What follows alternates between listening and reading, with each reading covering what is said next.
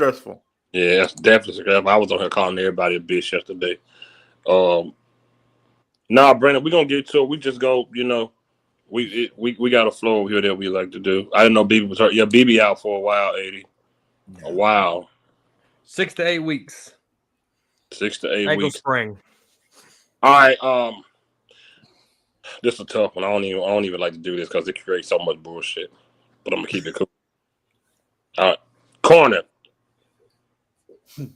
If you had to say, if you look at your quarterback, what he did in that second half, is it anything different than you've seen throughout his career? Do you see an elevation, or is this just what he do in those type of games, in those moments? Well, when I look back to shootouts, and I might need y'all's help with this, I'm trying to think when we won a shootout. 2020 against actually the Falcons. For the loss. That Falcons game. What was the score in the Falcons game? 40 to 37, I think. In that 2020 Week 2 game? Yeah. Or 41 to 40. I can't remember. It was 39 to 40. We had the watermelon score. And I texted guys this morning. DJ never fucking texted me back or seen shit that I text him personally, first of all. What's wrong? Fred said he called me 5 times. I don't know what's wrong with this phone. I know it should. Turn it off, turn it back on. It was 39 to 40 Week 2 against those Falcons, but we were down bad that game. I think that game was like 21 to 0. This was like back and forth scoring, right?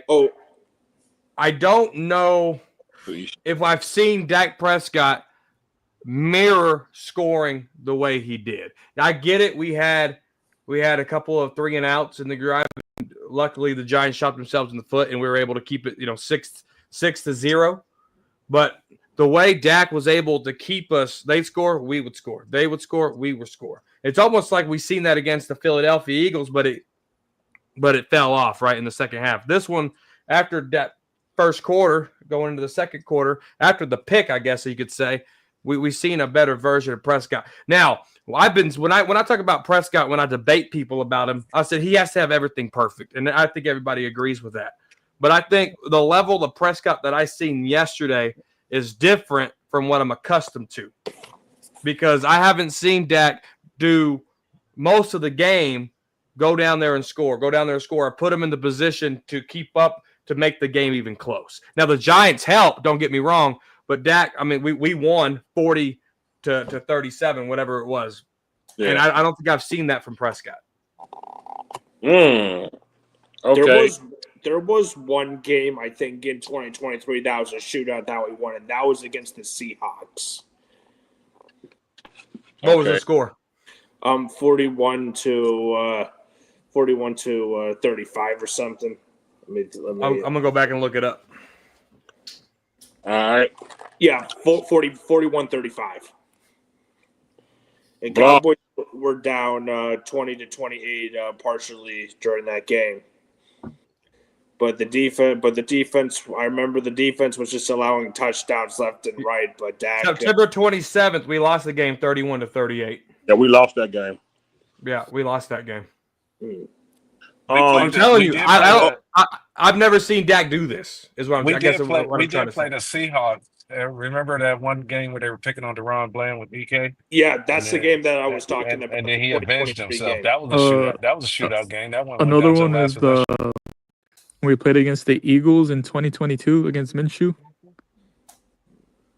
Gardner Minshew. Yeah. Uncle Rico. Yeah. It's for corner. He said, "Bro, we played the Giants." Hey, but see, can I respond to that? Oh yeah, go ahead. We can say we played the Giants all day long, but I am notorious for saying throw out all the stats, throw out the records for divisional games. It's a well-common opponent. I mean, the 2-15 Washington Commanders beat the Super Bowl champions. You see what I'm saying? So we can say, bro, it's this, bro, it's that. It's still a divisional game. That's why divisional games start the season, and that's why Thursday nights football games are divisional games, because they know it's supposed to be good. So we can say it's just the Giants, but we have to look at the bigger picture here. It's still a divisional game. True. And Okay. I don't think the division's as good as last year was. Now, So it'll be interesting to see. it is what it is. Blog with Dak Prescott, man. Anything new or same old song, man? No, it's the same. It's the same old, man. You know, he does these kind of heroics during the regular season, but it's when it's crunch time in the playoffs that you got to see a difference.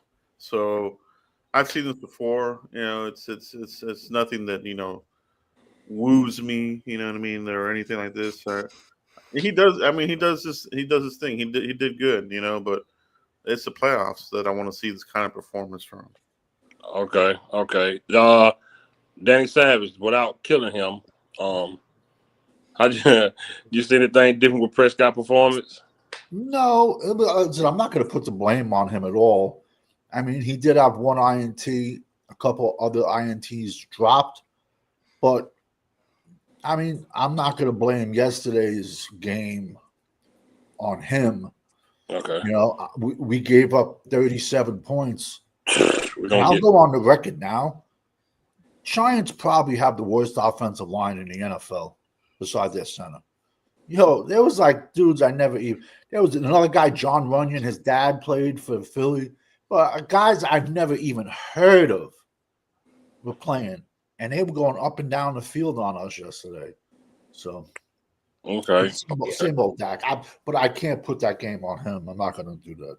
Okay. Sid, how you feel about Prescott performance yesterday? I give it. I was talking to Corner earlier about this. B plus, A minus.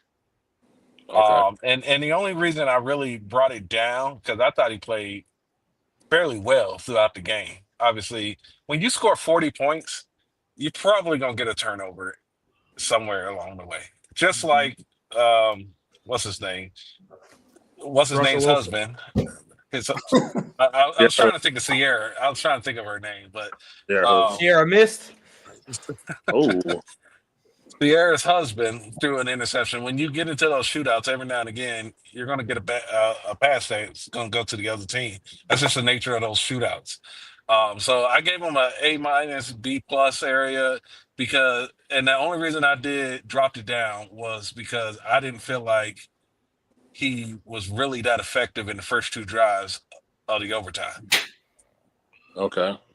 And after the turnover, they kind of once they got past to the 50-yard line, they were playing house's money with Brandon Aubrey. So him pulling the ball down and running, and I mean Pickens was wide open on that crosser.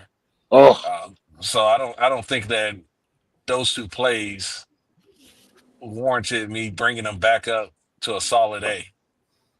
But Gotcha. Throughout the game, I mean, you can't knock 40 points. Dak Prescott, the offense scored 40 points, not no defensive touchdowns or anything like that. And we would be feeling different about this game if this defense showed any form of being anything but a dead duck. Yeah, we're in trouble. I mean, this game feels completely different if the defense gets 2 or 3 stops and it's 28-40 instead of 40-37. Okay. Before I go to champion, Mike, I'll say for me, when I judge stuff like that, man, I look at it for like who we playing against, and then I say, damn, if this was that team, that's how I grade. It might not be fair, but that's how I grade. And I still hate that he's 10 years in or whatever, and he still struggles with cover 2. I hate that he's that deep in, and he still struggles with that. I hate that once the play is set, he's not changing it. As soon as the ball is snapped, he's looking in the direction of the player who the play designed to go to. That Ferguson play on 3rd and 1, that was bad. Dak shouldn't have threw that. Yeah, 2 defenders already hit it that way. He should have changed it up to a run. It just should have been something different, man. So I still knock him for stuff like that because you don't get away with that crap with better teams and better defensive coordinators, man. And that's why I'd be so tough on him. Because, bro, how are we still doing this far in? That stuff bothers me, man. and it looked a lot different once Green Bay just started to play it safe and backed off. When they backed off, when the DBs and stuff backed off, that's when he started completing passes. But when they was on him, when they was really playing, he couldn't do much. And I have a problem with that. So I'm not trying to be negative, but I wasn't impressed as y'all were with that second half because the Green Bay backed off. They were just trying to maintain that lead and get the ball back. Green Bay or the Giants? I mean, yeah, the Giants. That might be the Giants. The Giants backed off. You could look and they backed off. The guys was open because they technically playing prevent at that point. They were just trying to stop them from getting downfield so they could possibly get the ball back. But when they were stuck in cover 2, when they was on him, he couldn't do much. He looked like the old guy, still trying to throw in double and triple coverage, bad plays. So I just can't be like, how impressed like y'all was, because I know on down the line, if he's still playing like that, we're gonna get toasted, man. So I'm gonna give him a C. I'm gonna give him a C because you got to be better than that first half, because you can't play like that against better opponents, man. It's gonna get ugly. It's gonna get ugly because there are other teams that can really go down there and score, and they can really pick you off. You got teams with DBs with good hands that can really play. You got teams with better pass rusher than the Giants. So we got to be better, man. He got to be better. He a big time veteran on that team, man. I honestly expected more again with him for the Giants. So yeah, Champ, what you thought about that performance, Champ? Again, like I said yesterday, if my quarterback is the highest paid quarterback ever in the league, I expect him to play at a high standard every game. $60 million, he should be playing way better than what he's playing. And the fact that, like you just said, he's still making the same mistakes, throwing double coverage. He's still freaking out over 2 safety high. And like I said, he didn't play bad, but he didn't play good, in my opinion. So I give him a C. C minus. Now I will say this before I go to Mike. You do what they give you. He took advantage of it. Whatever to prevent, whatever they gave, he took advantage of it because we seen him fold in those moments. He took advantage of it. He got the ball to Pickens, like Corner said. He did some good passes. When he ran the ball, I was like, hell yeah, Dak. So I wasn't just up here being one-sided. When he ran that ball, I was like, hell yeah, Prescott. So, but overall, he just got to be better if he talking. You can't compare yourself to other teams and say, we kept it. When I made a joke yesterday, he told me they kept it vanilla for a reason. I said, what is butter pecan now? Because shit, what we doing? But Mike, what you think about Prescott play yesterday? He had some inconsistencies early on, but he did kind of step up as the game goes on. But I think I would still probably give him a B or B plus, no higher than that. Because while he did make plays when he should, he still had inconsistencies. Like that throw to Ferguson was really bad, and like that 3rd and 1 pass, and that's kind of what I would say about that. Okay, Nate Dogg, did I ask you yet? No, you haven't. Okay, what you got for Prescott performance yesterday? I think he played good, but I think he did what he was supposed to do. I mean, I don't think I can name anyone on the Giants secondary. But yeah, I just need to see it more consistently, and I need to see it in the playoffs. Agreed. And people don't get it confused. Like, I'm a Cowboys fan. That's my quarterback. I critique him because I want him to be better. You got to walk that walk. You can't just get up there and talk about it and be a salesman for, the team. You got to be good, man. If food gold, Dak will indeed fold sooner rather than later. Just watch. You a Cowboy fan? Hey, I got a question for the panel when you get a second. Your name Devin the Dude, so I'm assuming you from Texas because that's a Texas rapper. That's a good rapper too. Devin the Dude, my guy, man. So you got to see me wrap Christmas presents. I'm a pretty good rapper too.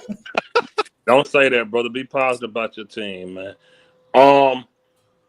Don't accept bullshit. No, we don't. Yeah, I figured you were. Go ahead with your corner for with your question before I switch to this tight ass defense. Go ahead, Uncensored. It's a 2-part question. How do you think Dak has done so far through 2 games? and then counter that with what if I told you he was the fourth highest in passing yards this year? Does that line up with what you think you see that he's number 4 in the league in passing? No. You want to go? You want to go first? Who want to go first? Oh, I, anybody, just throw it out there. I'll go. So as far as how he's done these first 2 games, man, I'll say this. Just looking at him, his whole aura, he looks like he's ready to play ball. He come out there, he's talking crap to other guys, he's trying to run. I'm seeing a little as far as his attitude, a little different than the guy. He just got to let it translate into his play. He was aggressive yesterday. Like I said, that one we talked about on Sunday, that he threw the CD was a great pass. He dropped it in the bucket. That was a great pass to CD.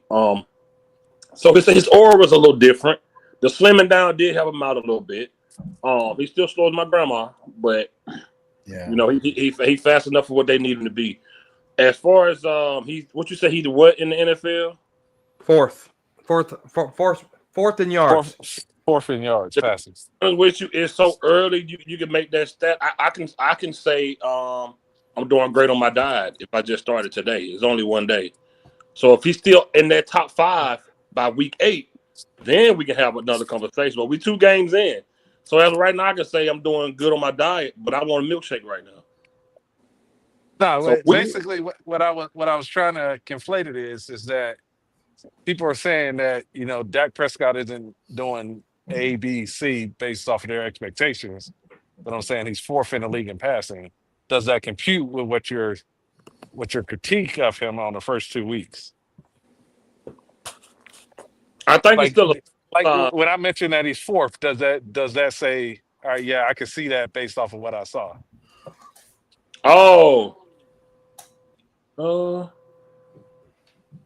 I guess, but yeah, y'all, and that was my answer. Corner, you can go. I'm gonna say no, because the Eagles' second half is still fresh.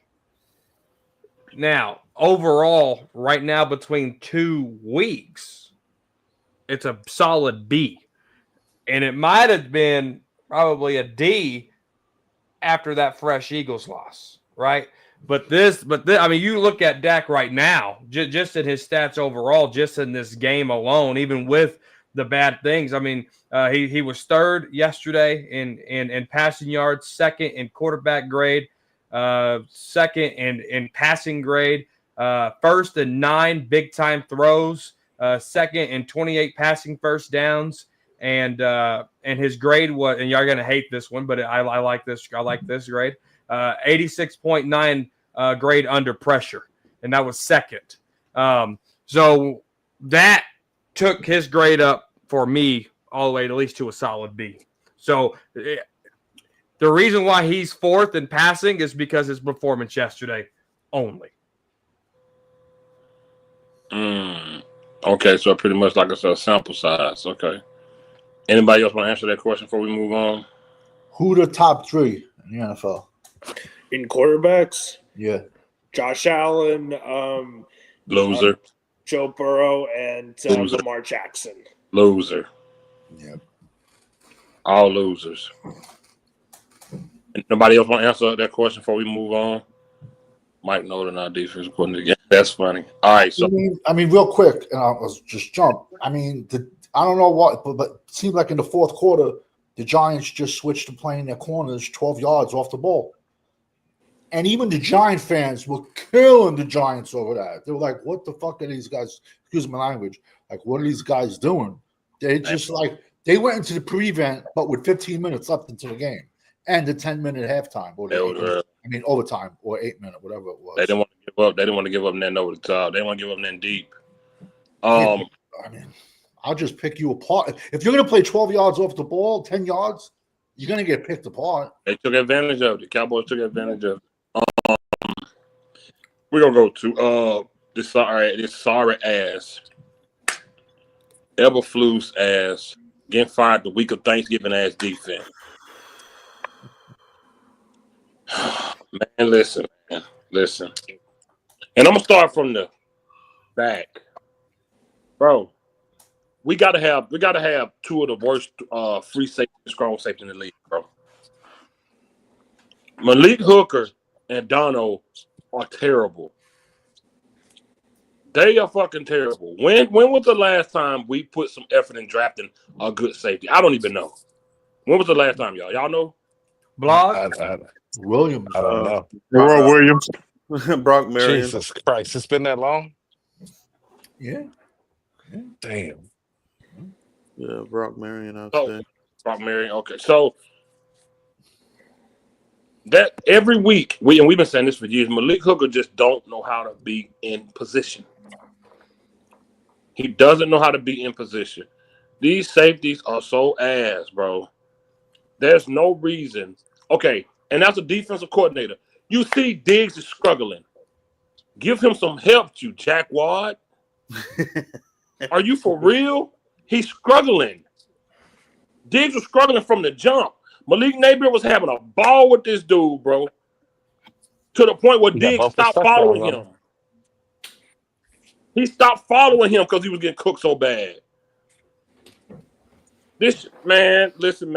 I'm gonna go around this course of everybody. Corner, we talked about Diggs going down there, doing the thing. I don't know. I'm not sure what he probably down the kick with Johnny Tapia. Now I don't even know he was rehabbing. What do you think it was just a one-game thing, Corner? Because word is that AJ Brown and that other boy from Bama, what his name? Stewart. Devontae Smith. Smith. Word is that they was low-key injured week 1, and they was decoys. So I'm not even sure if they was really shutting them down because it didn't make no sense. So, Corner, what I'm asking you is this Diggs thing. Is this something just now, or do we think? Because remember last year we said he felt he took a step back. So is he picking up right where he left off, in your opinion? I think it's worse because he can't run anymore. Damn. He can't run no more. Diggs used to be able to look at that ball, bait him, run faster, and intercept it. Look at his year when he had 11 interceptions. So it's worse.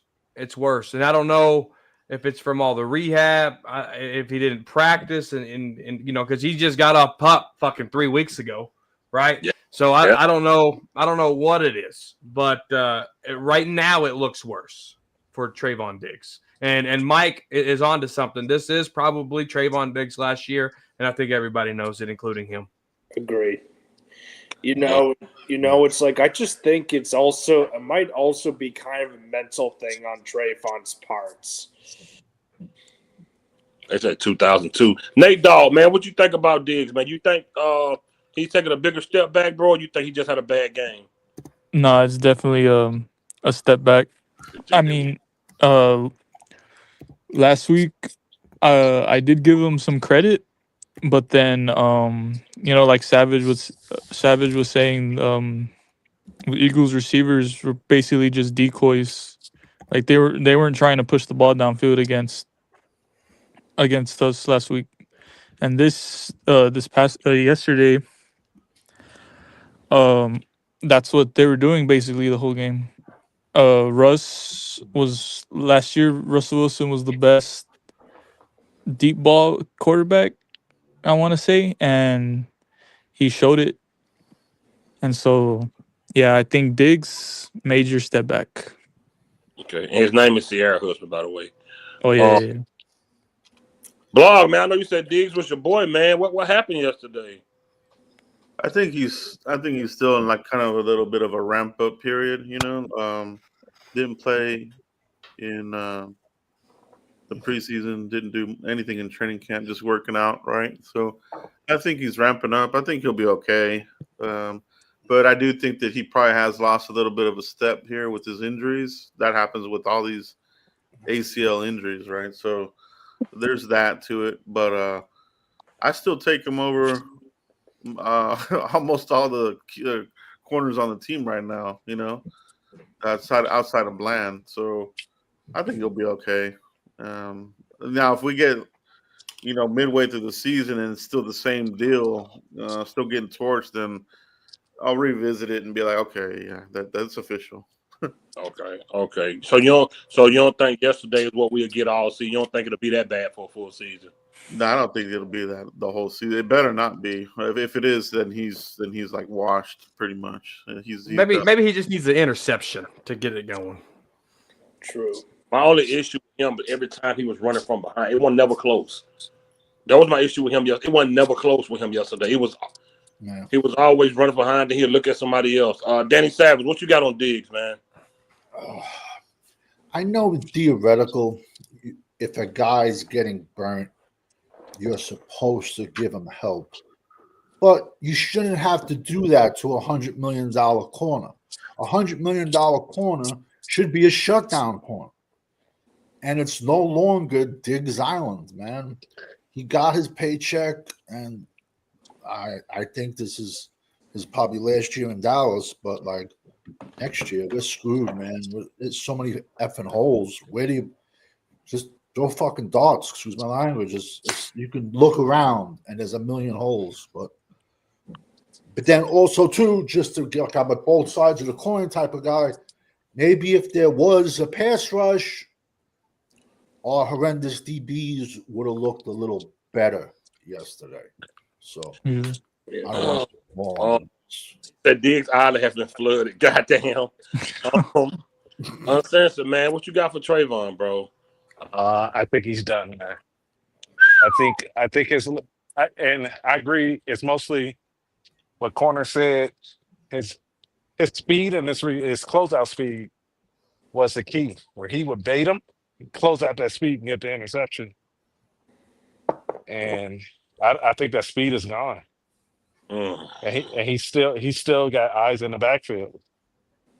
That's how he's getting beat. Goddamn.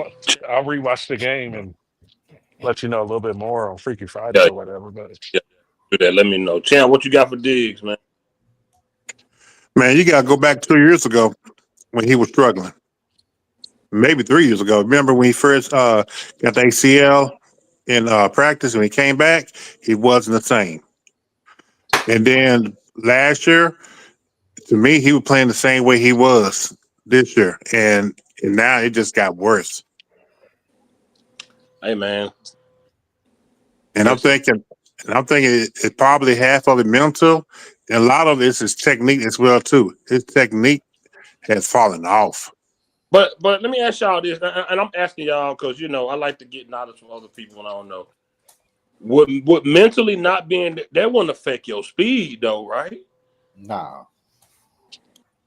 It depends on what kind of mental shape he's in. Because if he don't trust his knee, he's not hitting his 10th gear. Oh, I see. Okay. Probably scared too. Right. You blow those knees a couple times, you get real timid. Quick question, man, quick question. Since Dan Quinn left, the defense ain't been shit. Help me out, y'all. Am I tripping? No, you're not tripping. Nope. Nah, it's taking a major step back. Yeah. Major step back, but it was major step. Major step back, but it was a gimmick defense that lived off the blitz and died by the run. One thing we're missing is blitzed, but we couldn't stop nobody's run. So what corner? We're missing takeaways. That's what we're missing. Okay, yeah. but even that's what I'm saying. Even with Dan Quinn, they found a way to get interceptions. We had everybody getting interceptions. Defense, D-Law, we had linebackers getting interceptions. Everybody. I got an interception. Mm-hmm. Corner got one. We had everybody getting interceptions, man. And I gave Dan Quinn a lot of shit for being gimmicky defense, but hell, I think he did that because of the style of players he had. I think we had to be gimmicky because I don't think just straight up playing rough edge football, we didn't have the guys for that. So I think we had to stunt. I think D-Law had to be the guy once the ball is snapped, he come around and go this way. Because I don't think we had the guys to just be, straight up. I think the gimmick is what we needed, and we ain't tried to do that since then, and we ain't getting what we used to. So I really think that Dan Quinn did what he needed to do with this defense. I don't think Eberflus know what to do with Trayvon. I don't think he know how to use to whatever his ability is now. I don't think Eberflus know how to do it. I just don't think he don't know what to do with him. Maybe he don't need to be, because somebody asked last night why they ain't playing, man. You don't want Trayvon in man all the time. Man, somebody have 200 yards on that man. Well, and that was the biggest problem with Matt Eberflus is he with Bland gone, he didn't change the scheme of the defense. True. But also too, when Bland and Diggs Island was out there, that's like 3-4 years ago. That's like Rocky 3 when Apollo and Rocky, like, you see that? That's not us no more. And I equate years in the NFL. They say every year of a dog's life is equivalent to 7 years. I equate that to the NFL. When year to year, we've seen players just fall off. 3 years ago, that's a lot of injuries ago. That's a lot of pain injections ago. That's a lot of Vikes and Perks ago. A lot of baby mamas ago. You know, it's but a lot. But what I'm saying is though, when you break records and picks, when you break records and pick six, you just don't drop off from that to this though. Something else besides injuries. A lot of this is coaching. Okay. You know, whatever they change. I remember 80 mentioned it a few years ago when what's his name? Al Harris took over, that the DBs changed the way they play. I can't remember what 80 said. He on here if you remember what he said. But he said something was different about how they played versus when Dan Quinn had them, and then they just looked different on the Al Harris. Like they weren't going for the ball no more. It's like I don't know what. It's like they were just playing a different style when Al Harris took over, and like they ain't been back since. It felt like Dan Quinn was all about getting to that ball, and we ain't been back that way since, in my opinion. But 1980, since you here, you're a defensive back type of guy. What you think happened with Diggs? Excuse me, God damn. I'm just going real quick in and out. I don't want to interrupt y'all's show. The cornerback position, it's only so many things you can do. You either man or in zone. That's it. There's nothing else. You either man, zone, and sometime if you're a nickel DB, you will blitz. Depending on the offense that you're facing, their strengths, their, whatever. If they have a strong running game, if they have a weak passing game, weak blocking, you'll line up in the nickel and you'll blitz. That's very rare though. But the most common thing for a cornerback is man or zone. Man to man, cover one, cover zero, cover one, cover zero, and zone, cover two, cover three, cover four, prevent defense, and etc. Whether it's deep thirds, seam the flats, cover two, which is Tampa 2, which is you let the receiver go, you bump, you let him go, then the safety's over the top. That's why Diggs, I said this in my live stream, it don't seem like the secondary's on the same page. They're still stuck in the I think season. They're still stuck in preseason mode. There's only so many things you can do as a cornerback, zone or blitz. Zone or man. That's pretty much 95% of that's what you're doing. Our cornerbacks are in cover two, Tampa 2, bend don't break cover 2. Tampa 2 is designed to defend the run or the pass. It's a safe bend don't break defense. It has a lot of holes in it though. Eberflus never made the adjustments at all yesterday at all. So that's why Russell Wilson looked like the Legion of Boom when they had them. Seattle, Russell Wilson almost had 500 yards, had 2-3 touchdowns. He looked like a superstar yesterday against that bend don't break cover 2 Tampa 2 defense. Diggs situation, I think his time may be up because mentally, you can tell mentally he's already out of it. Mentally, he don't like when a cornerback doesn't like the coaching. They give up.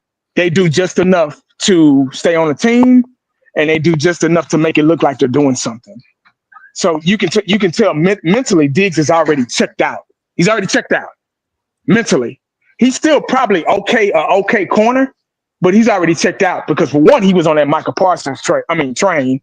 And he was standing by Michael Parsons when they were talking about crying about the contract and everybody else gets paid but me and all that stuff. So he had already checked out then, believe it or not. Diggs is coverage ability. And I said, I put in the comment section, I said, injuries will affect your footwork and your speed. So if you keep getting hurt every year, that means your ligaments, whatever it is, you're going to lose some steps or two. You get what I'm saying? So, and cornerback, it involves a lot of planting, cutting, breaking on the ball, and making those adjustments. So that's his issue. Cornerbacks, a lot of them can't play for a while on that level. Dion, Darrell Green, Rob Woodson, Charles Woodson, Chris Dishman, guys like that. They played, that corner. Aeneas Williams, they were able to play that cornerback position for a while and, do it effectively, later on in their careers. Some guys can't do that, and Diggs is one of them. He's one of those guys that probably needs to put on a little weight and go maybe free safety or something like that. But his mental isn't there. You can tell when a player has checked out mentally.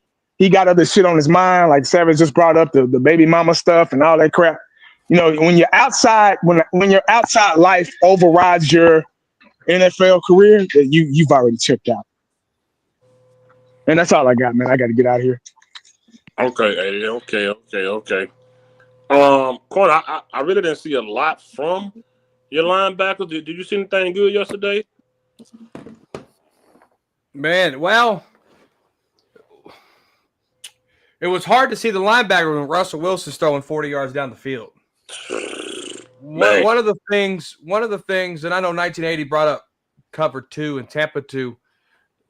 You could tell that, we played defense, but when I was learning it, cover 2 and Tampa 2 were two different types of coverage.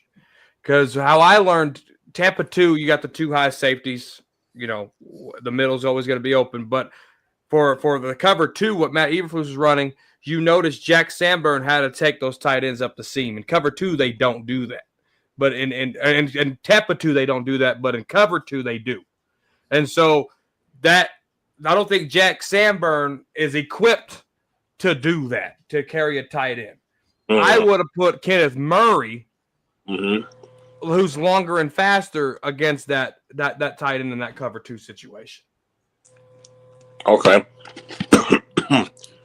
Not much to say about the linebackers, really. So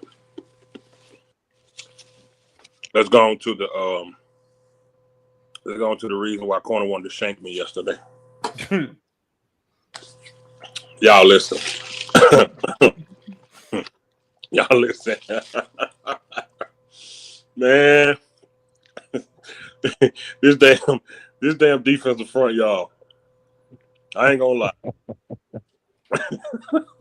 I ain't gonna lie, man. I don't know what it'll be without Kenny. Though.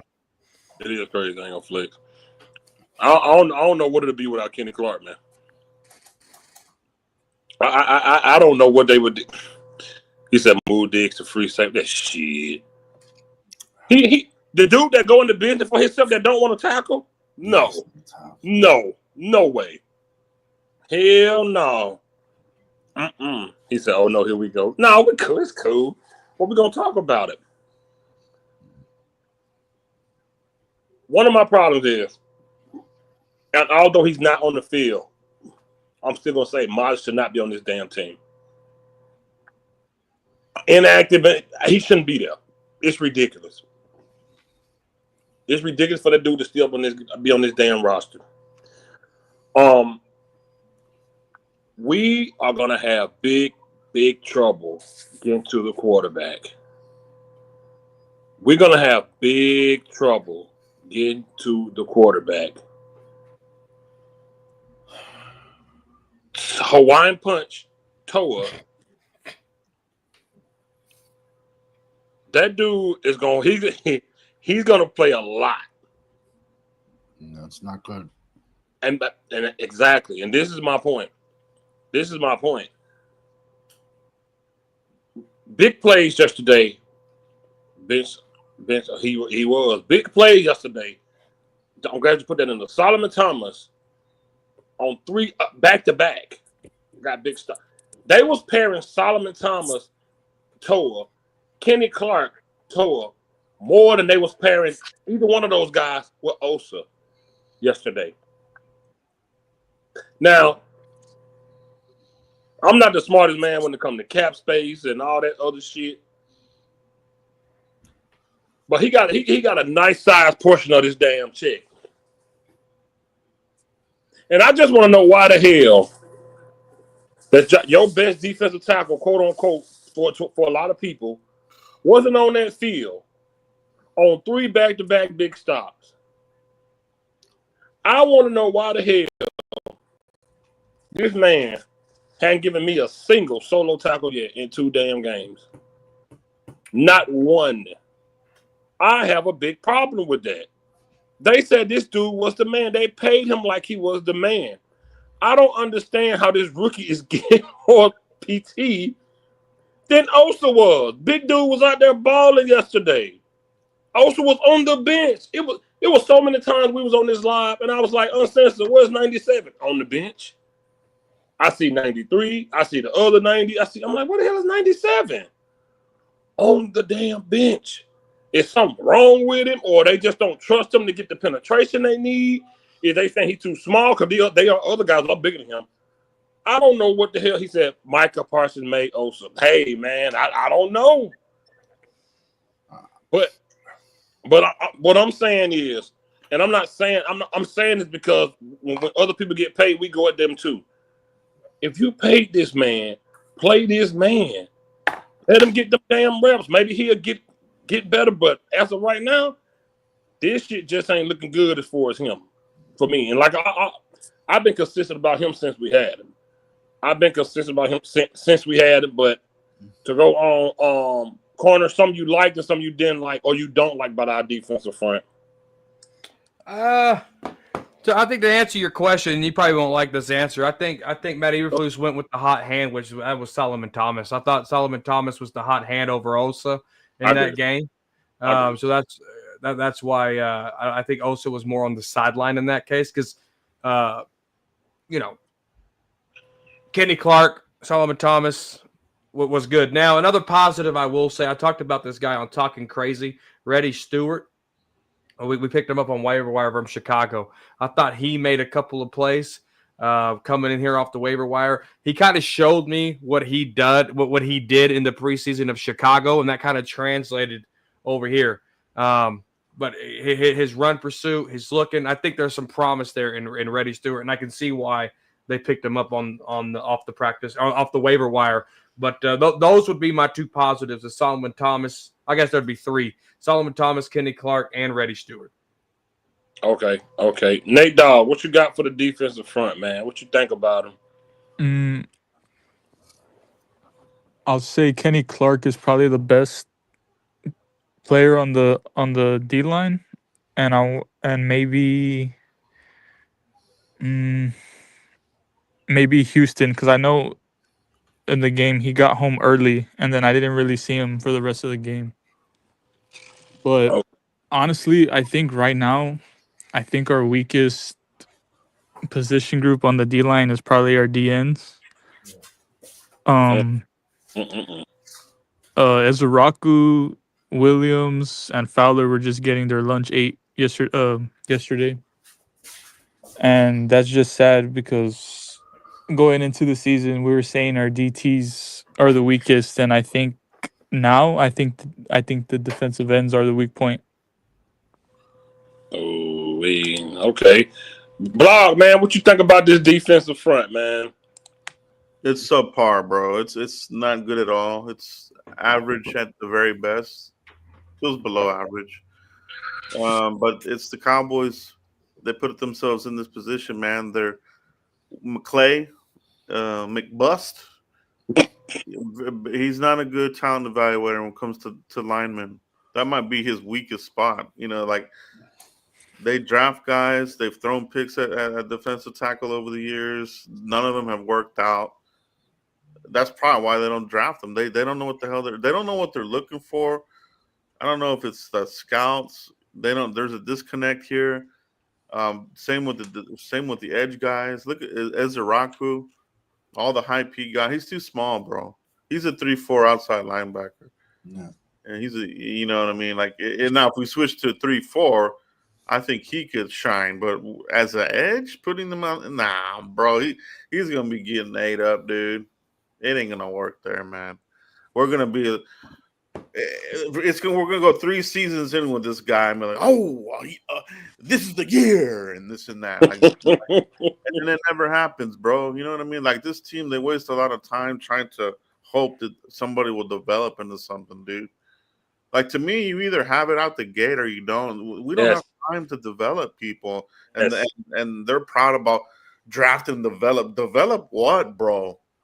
We don't have time to develop. These guys need to be, you know, ready to go, man. And they don't. I mean, they've hit on a couple.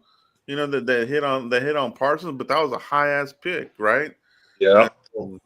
So you get into the 20s and they start drafting D line. Watch out, bro. It's bust city up the ass. So it's now they put themselves in the position, you know. So it is scary. You know, it's gonna hurt them throughout the season. We're already seeing it, you know, and it's the best friend of your defensive backs is a good front, right? And if they're not doing it, those deep backs are going to be highlighted as, oh, they suck too. So you know what I mean? It's got to be a collaborative effort, man, and we don't have it on the defense, front to back, dude. We don't have it. Damn, man, Danny Savage, man. Defensive front, and do you think we're gonna get our money's worth out of Osa?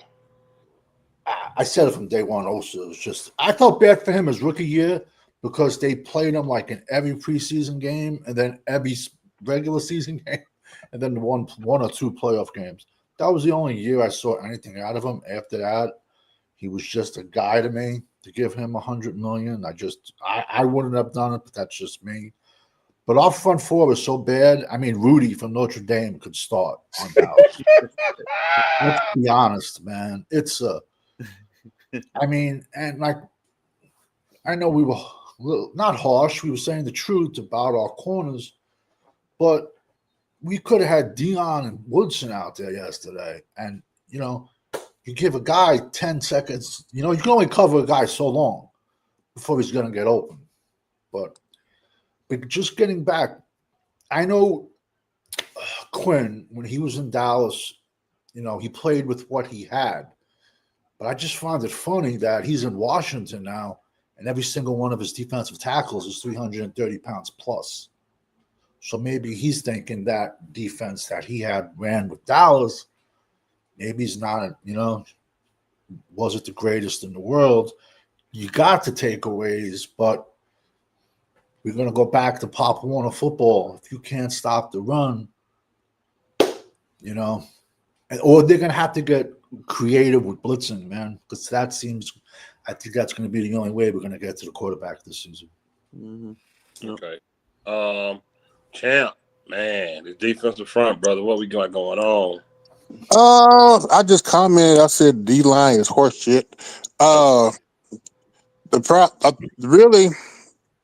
Remember, I said before the game, Cal played against the Giants. We were talking about the defensive backs. I said, I know it was a hard reach, but I said that the defensive line will have to put pressure on the Giants in order to protect the back end. Yeah. Well, it's funny how you got one player who just came in, which is Kenny Clark, the best player on the defensive line. And everybody else just play like straight up ass. They can't get the pressure down. Houston shown a little bit, but like what Blog said, this team, they might well just go with a 3-4 type defense because we do not have the defensive line to run a proper 4-3. It's either the talent, which I think it is, and coaching. It's a combination of both. Because I don't see, man, under Quinn, at least you did see a lot of aggression with the defensive line. Under Eberflus, man, they just playing like choir boys. They not even. It seems like they just half-ass putting effort. Just they're trying to get to the backfield because they getting pushed off. They getting pancaked, and then, like I said, like what Savage said, and Block with Ezraku, he should be playing in a 3-4 type defense. He should be.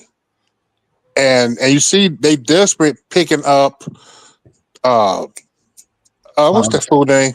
Clown. They just signed.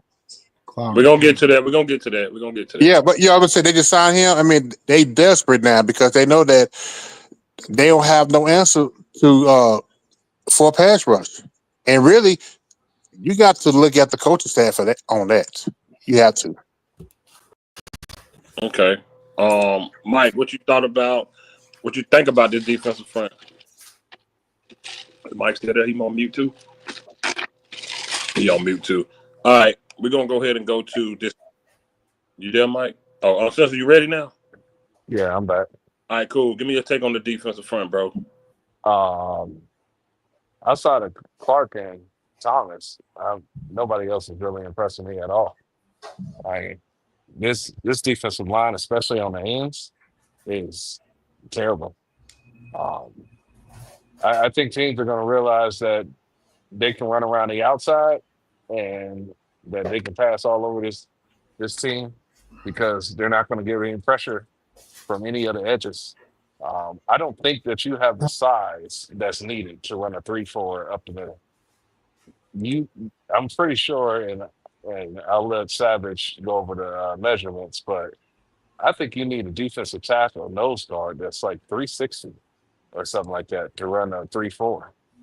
You need a big ass boy in the middle of that defensive line to run a 3-4. So, but I'm not impressed. I got no hope that this defensive line can stop anybody this year. Outside of Clark, Thomas has shown a couple flashes, but bro, Osa ain't it. And I don't know if Micah made Osa or what, but when you pay somebody $20 million, he's supposed to be the anchor of your defensive line. And for him not to be on the field to start overtime, for him to have 2 fourth down plays that he was not on the field, that's and I know Corner said he wasn't the hot hand. That's a problem. You paid this man $20 million. He's supposed to be the fire that lights everybody else's hand. He's supposed to be the anchor of your defense. I understand Clark is a better player, but Osa is paid to be the better player, and he's not stepping up. And with Mozzie, I don't understand. I understand his contract this year because he made the 53-man roster, that his contract is fully guaranteed, but you can ship his ass somewhere else. I'm pretty sure there's offset language that if you cut him and he gets picked up by somebody else, whatever the difference is, you get that back in salary cap. It makes no sense to keep that guy on this team and deactivate him every single week. That's it. Agreed. All right, final damn topic. The Cowboys have done it again. They went to the nearest nursing home, went inside, and said, point me to the Cowboys section to where I can pick me a player. And in the corner was Davion Clowney. I get so sick of going through this crap. You had fans in 1980 page earlier. The problem with Cowboy fans is that they think these players we bring in really be the last piece to the puzzle. This man has been on more teams than y'all gotta think, man. You think bad as this defense is, he's gonna make that big of a deal. I mean, we brought in Greg Hardy in 2015. How big of a difference did he make on the fourth? season? Not much. Not much. Jadeveon Clowney is not about to make a dramatic difference in this horrible team.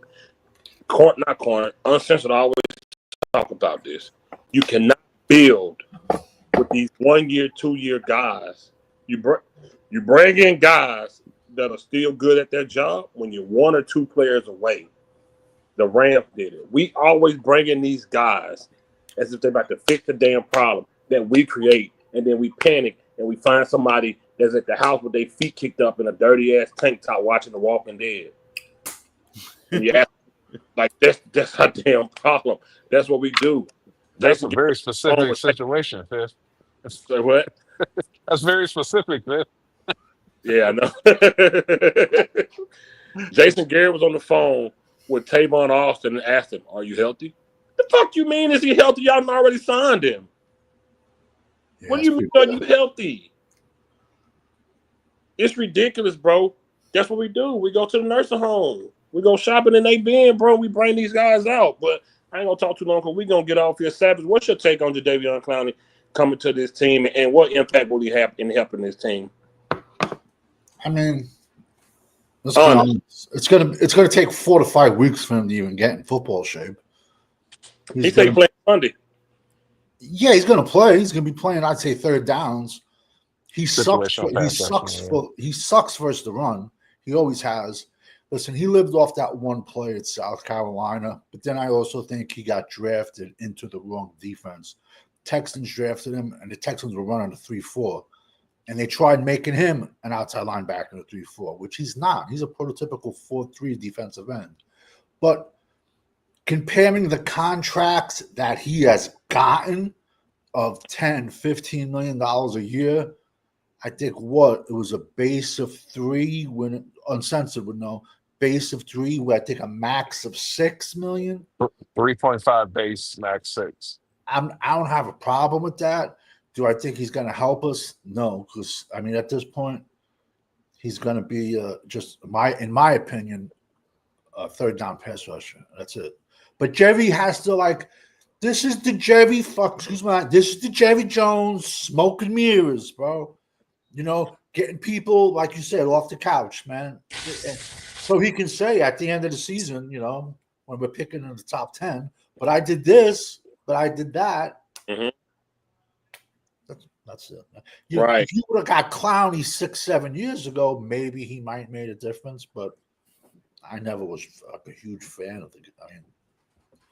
All right, Block. What's your take on this signing, bro? Yeah, no, I said in one of my videos that he doesn't really move the needle. You know what I mean? He's just gonna be another guy, another rotational guy. You know, he's not somebody in here that's going to be, you know, a replacement. So some reporter asked him if he thought he was going to be Micah's replacement. He kind of was just like, "No, I'm myself. I'm not Micah." I was like, "What a stupid question that was, bro!" Like, hey, I was like, "Dude, no, no. Clowney loves to be a rotational guy. He doesn't like to be in the spotlight. He that's why he's here. He wants to be. Oh, I'll have a couple of snaps here and there, and I love it here. You know, that's right up his alley, man. He's not a full 4-quarter kind of guy, a 3-down lineman. You know what I mean? So,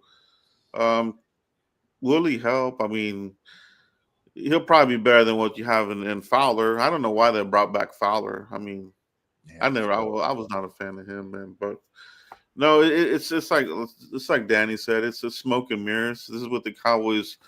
What's getting kind of scary about these moves, it's inching very quickly towards what they started doing with the roster with Campo.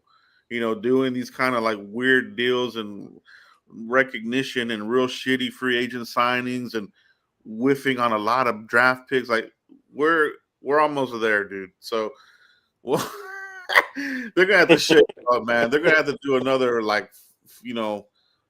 face the mirror kind of, have an epiphany and do something, man, because they're on the wrong track, man.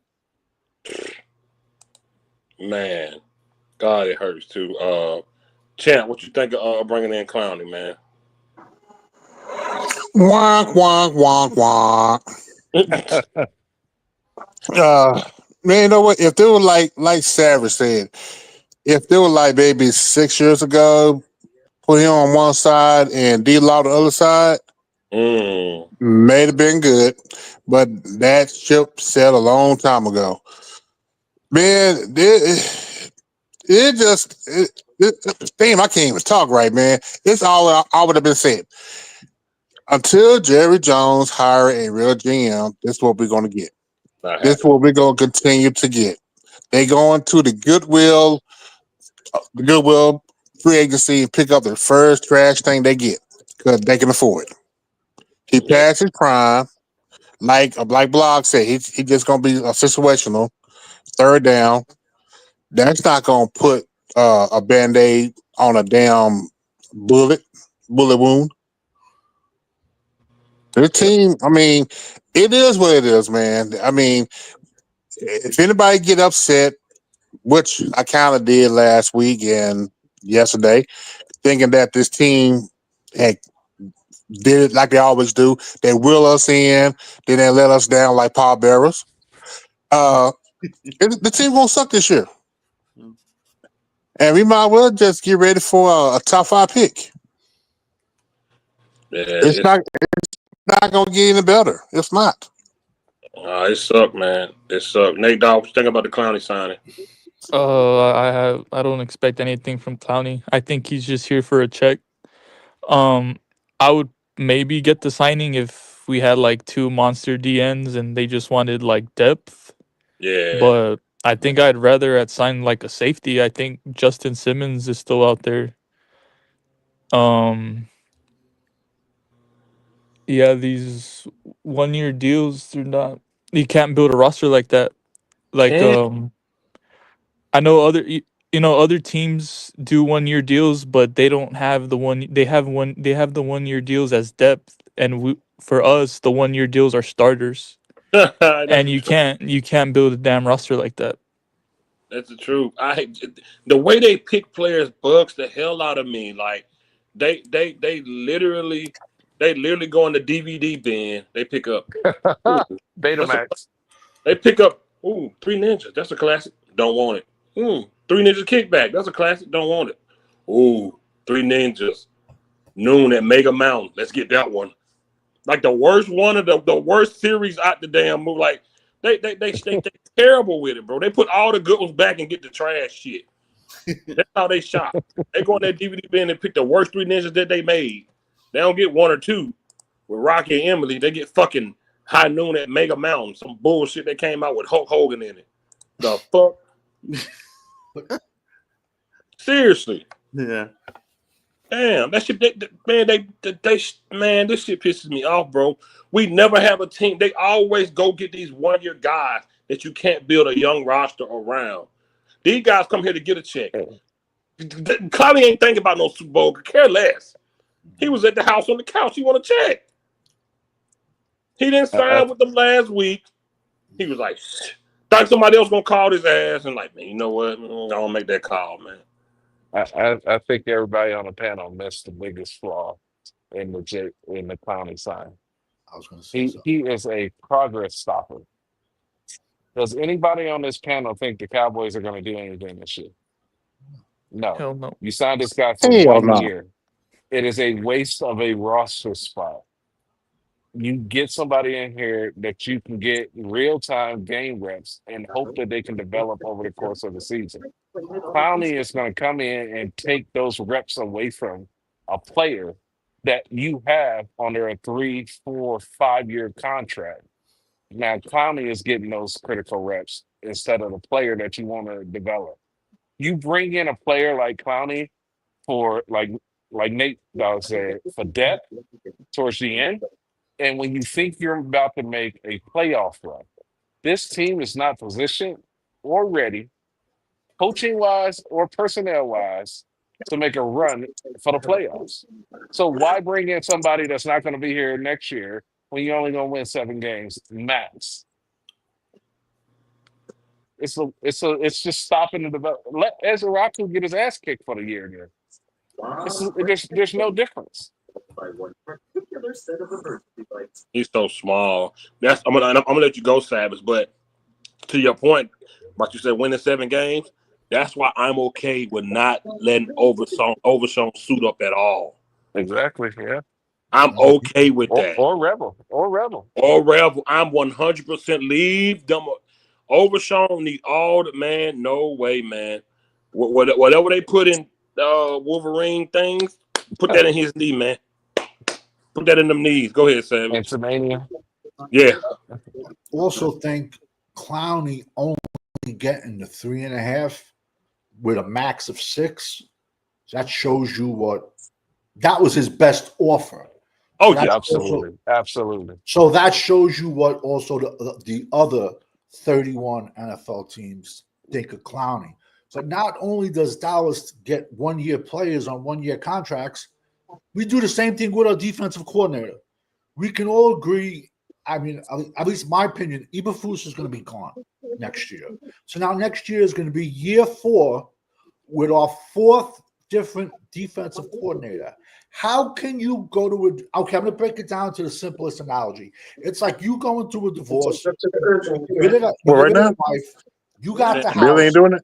And now you're dating somebody else. Oh, you yeah. walk in the house and say, I don't like that couch. I don't like that. Change your bed. Change this. Change that. Yet, how do you draft when you have a new defensive coordinator every single season? Or do those guys not have their input? I mean, Dan Quinn seemed like he had a lot of input in that draft room. But we go from Quinn, what do we have? Then we had Zimmer. And now what? Eberflus is 3, and then next year is going to be 4. So how do you build not only 1-year players, but when you have constant, I think that hurts us just as much. You had something to say on Uncensored? Yeah.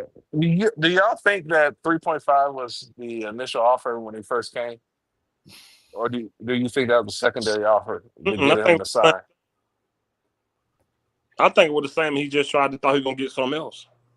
Because if I offer you 3.5 on Monday, and you tell me no, I'm gonna go see other people.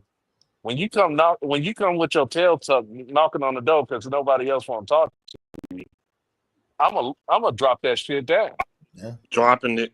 This shit But like that. there's another side of the coin too, where Jerry Jones might have offered him 2.5, and then halfway through the game, reached over and was like, "Yo, call him and tell him 3.5." Tell him we were just playing 3.5. Yeah, there's 2 sides of that coin. Because if you come knocking on my door after I offered you, hey, yesterday's price is not today's price. You thought your value was higher than what it was. I'm gonna knock this shit down. You want to play or you don't. This And then shit on like the other side is the leverage for him after that bullshit pass rush the last 2 weeks. this shit like when we brought in that linebacker Justin Durant, bro. That year we brought in Justin Durant, man. Like this shit remind me of that with Connie, bro. Like seriously, man. Y'all remember Justin Durant? Yeah. Dude was straight, Yeah. was straight ass, bro. He was part of that reason Aaron Rodgers threw that damn pass to that sideline. No boy called it because he was supposed So to. whose roster spot is he taking? I have no idea.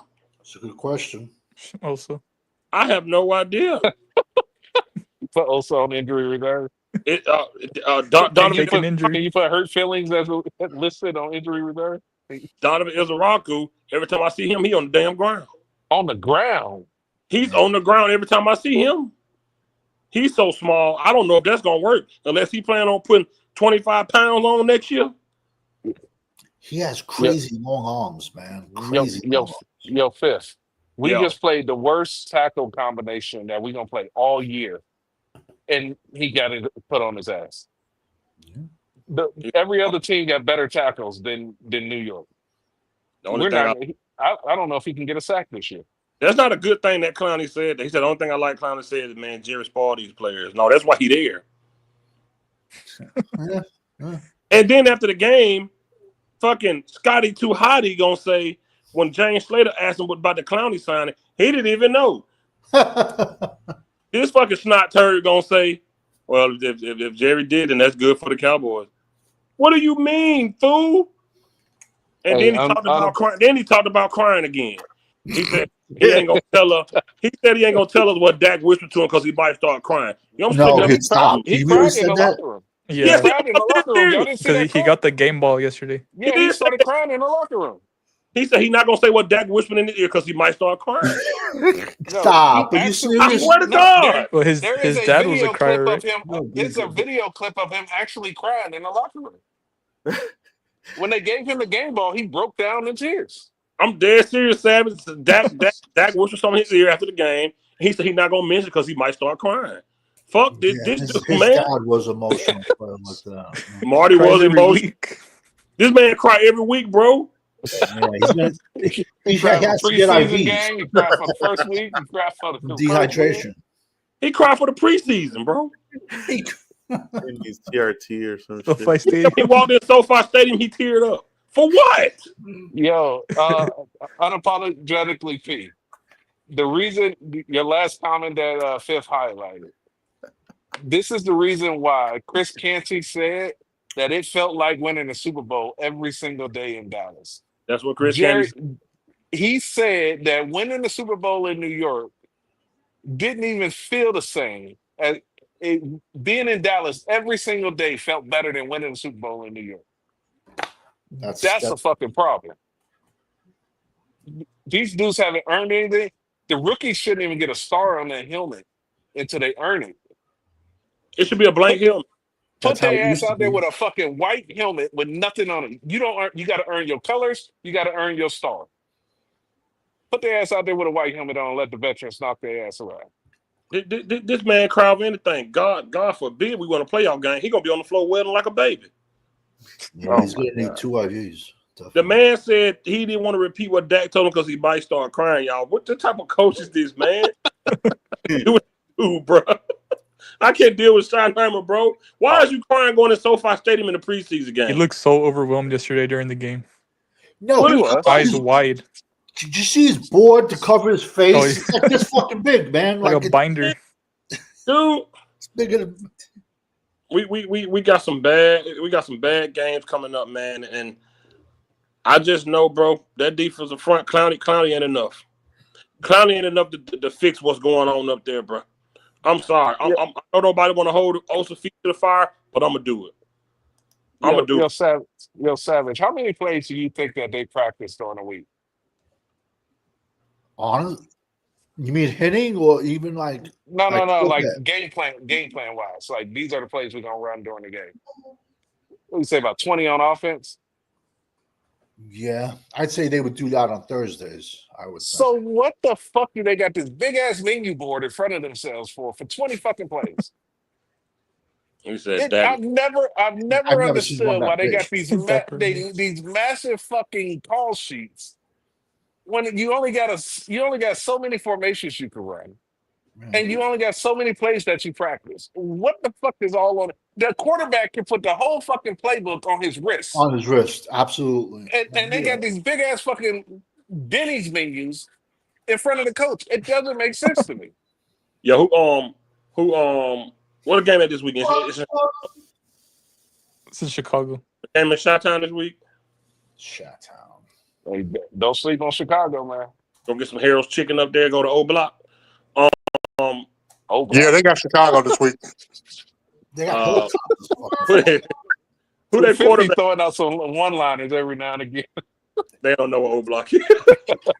So he's gonna cry when he sees Caleb Williams' nails. That's their quarterback? And his lipstick.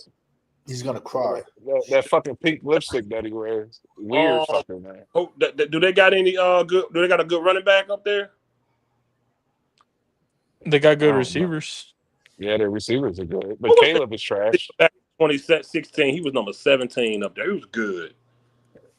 It's amazing. He was good at USC, man. It's just amazing. Man, he didn't win nothing. Bro. But I know they literally, it was all measurables with him, man. I don't know, man.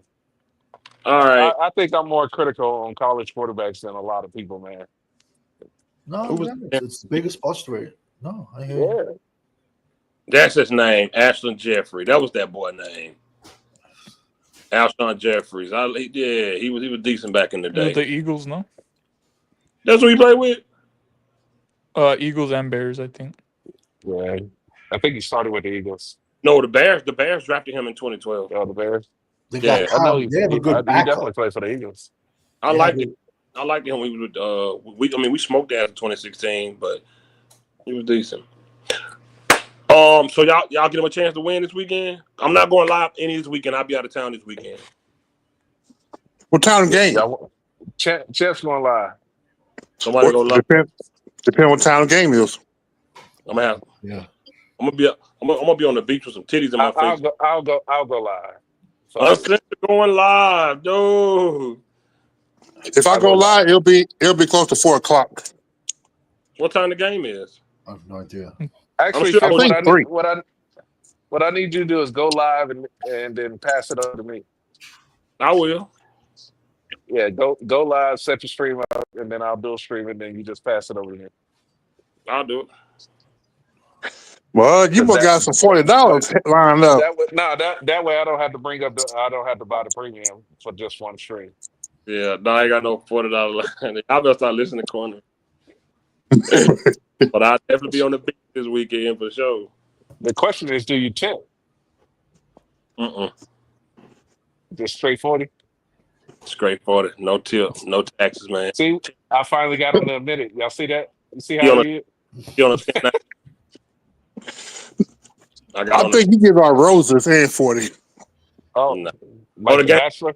Essential. Anyway, man, appreciate everybody coming on here. We're gonna end this show. Salute to everybody. I know I won't be able to step in, so I won't be back until the week we play Green Bay. I won't be on this week coming up. But if my sense really want me to set the live, yeah, I'll reach out to you. I'll host it. I bet. We're about to end this, y'all. Peace. Peace out.